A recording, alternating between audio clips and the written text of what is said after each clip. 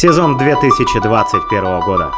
Год, когда во всем мире ощущались последствия пандемии, и не все смогли вернуться в прежнее русло. Но мы смогли, мы сделали.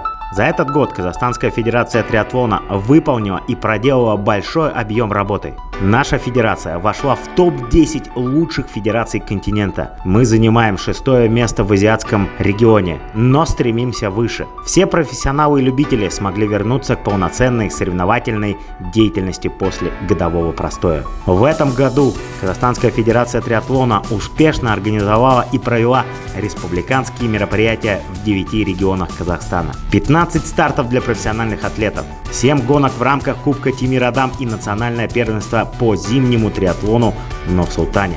Между внутренними гонками национальная сборная выезжала на международные старты. В Днепре алматинец Егор Крюпюков занял 2-е место на Кубке Европы среди юниоров. Самые массовые старты за год проведены в Алматы и Бурабае. Соревнования проведены в Костанае и Капшагае. Впервые за долгое время члены национальной сборной вошли на пьедестал почета чемпионата Азии в Чолпан-Ате, где показали свой класс и мастерство и доминировали в возрастных категориях Ю-15 среди мужчин и девушек. А в элите Дарын Каназбаев и Аян Бисенбаев заняли 1-е и 3-е место. Девушки также не остались в стороне. Серебро Екатерина Шабалина. Аян Бисенбаев завоевал золото на Кубке Африки в Траутбехе. Екатерина Шабалина завоевала бронзу на Кубке Африки в Дахле. Традиционно сезон завершался гранд-финалом на берегу Каспийского моря. Солнечный Актау вновь принимал всех атлетов. Ставя приоритетом безопасность и здоровье участников, были введены онлайн-брифинги. Обязательное наличие ПЦР-справок, электронные термометры на стартах и другие меры санитарных норм. Началось комплексное развитие площадки YouTube.